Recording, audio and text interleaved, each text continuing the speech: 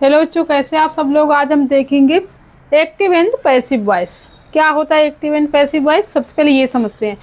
वाक्य में जब वर्ब द्वारा कर्ता यानी कि सब्जेक्ट को प्रधानता दी जाती है, मतलब कर्ता को प्रधानता दी जाती है, ठीक है। अर्थात जब वाक्य सेंटेंस कर्ता द्वारा किए गए कार्य को बताता है, कोई भी काम किया है तो वाक्य बताता है कि कर्ता ने ये काम किया, ठीक है, तब वह वाक्य एक्टिव वॉइस में होता है। जब कर्ता द्वारा किए गए कार्य को जो टेंस बताता है तो वो होता है एक्टिव वॉइस। इसके विपरीत जब सेंटेंस में कार्य किसी दूसरे के द्वारा किया जाता है और कर्ता यानी कि सब्जेक्ट को वाक्य के शुरू में ना रखकर, एक्टिव में क्या है कि सब्जेक्ट को हम सबसे पहले रखते हैं, लेकिन जो पैसिव वॉइस होता है उसमें वाक्य के शुरू में कर्ता को ना रखकर उसके स्थान पर ऑब्जेक्ट मतलब कर्म को प्रधानता दी जाती है, तब सेंटेंस पैसिव वॉइस में होता है। एग्जाम्पल से समझते हैं, ठीक है। सबसे पहले देखें एक्टिव वॉइस क्या होता है। मैंने एक चिड़िया मारी, तो ये टेंस कौन सा है? पास्ट इंडेफिनिट का। आई किल्ड ए बर्ड, मैंने एक चिड़िया मारी। अब इसे हम पैसिव वॉइस में कैसे चेंज करेंगे? तो यहाँ पे ऑब्जेक्ट कौन है? ए बर्ड। ये बर्ड एक ऑब्जेक्ट है, तो इसको जब हम पैसिव वॉइस में चेंज करेंगे तो इसको हम सबसे पहले जहाँ पे हम सब्जेक्ट रखते हैं वहाँ पे हम ऑब्जेक्ट को सबसे पहले रख देते हैं जब पैसिव वॉइस बनाते हैं तो, ठीक है।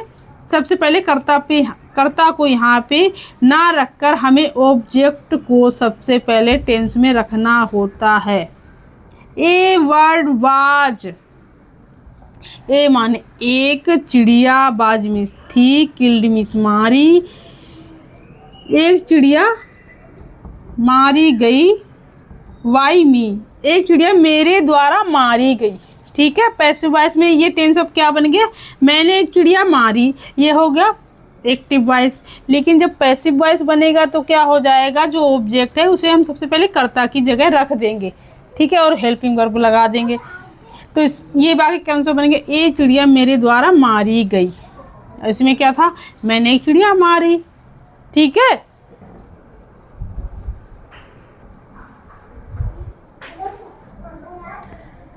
ये वाला टेंस देखते हैं। एक्टिव वॉइस, अध्यापक ने मोहन को दंडित किया।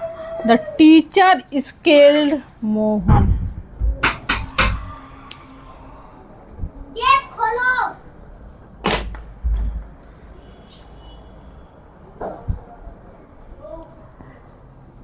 The teacher scaled Mohan, teacher ने मोहन को दंडित किया, ठीक है। पैसिव वॉइस में क्या हो जाएगा? मोहन यहाँ पे ऑब्जेक्ट था, ये सबसे पहले पैसिव वॉइस बनेगा तो यहाँ पे आ जाएगा।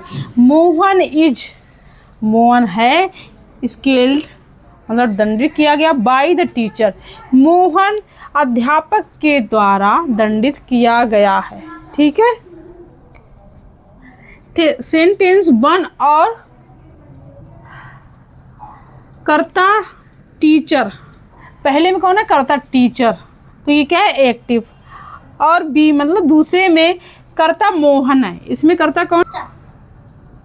सेंटेंस एक में और कर्ता सेंटेंस मतलब टीचर है, इसमें कौन? इसमें कौन है? कर्ता टीचर, ठीक है। तो ये क्या हो गया? एक्टिव। और जिसमें कर्ता ये दूसरा वाला बी, इसमें मोहन है, तो ये क्या हो गया? पैसिव। वह कार्य स्वयं नहीं करता, कौन? ये वाला, ठीक है। ये स्वयं नहीं करता है बल्कि दूसरा करता है। कार्य कौन करता है? ये, ठीक है। और सब्जेक्ट टीचर के द्वारा, टीचर के द्वारा इंट्रोड्यूस किया जाता है, ठीक है ना। यहाँ पे बाई लगा दिया जाता है, जब पैसिव बनता है तो उसमें बाई लग जाता है, ठीक है ना। वाई टीचर, देखो टीचर के द्वारा, ठीक है, किसी दूसरे के द्वारा कार्य किया जाता है, लेकिन कर्ता की जगह पे सिर्फ मोहन मतलब सिर्फ ऑब्जेक्ट को हम कर्ता की जगह पे रख देते हैं बस, ठीक है।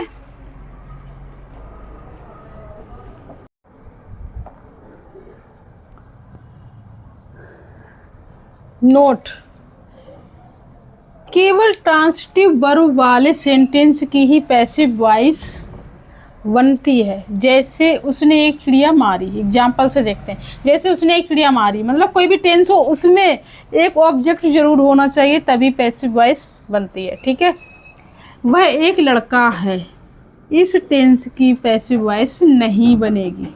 ठीक है, क्योंकि इसमें कोई ऑब्जेक्ट नहीं है, वह एक लड़का है, बस इतना है। ठीक है। एक्टिव वॉइस में 12 टेंस होते हैं, परंतु पैसिव वॉइस में अधिकतर 8 टेंस ही बनाए जाते हैं। पैसिव वॉइस में सिर्फ 8 टेंस ही बनाए जाते हैं। Present perfect continuous tense, past perfect continuous tense, future perfect continuous तथा फ्यूचर टेंस के एक्टिव से पैसिव वॉइस में बदलने के नियम। क्या नियम होते हैं? सब्जेक्ट के स्थान पर ऑब्जेक्ट और ऑब्जेक्ट के स्थान पर सब्जेक्ट रखते हैं। ठीक है। सब्जेक्ट को रखकर उससे पूर्व, मतलब उससे पहले, किससे? सब्जेक्ट से पहले वाई का प्रयोग करते हैं। एक जुलरी वर्ब सहायक क्रिया को पैसिव वॉइस में एक्टिव वॉइस के टेंस के अनुसार रखते हैं। ठीक है। पैसिव वॉइस में मेन वर्ब सदा थर्ड फॉर्म में प्रयुक्त होता है। पैसिव वॉइस में मेन वर्ब सदैव थर्ड फॉर्म में प्रयुक्त होता है। कैसे बदलेंगे इसे? आई का हो जाएगा मी, यू का यू ही रहेगा, इट का इट रहेगा, वी का अश हो जाएगा, ही का हिम हो जाएगा, सी का हर हो जाएगा, हुम का हो जाएगा हु, और दे का हो जाएगा देम। ठीक है। Thank you.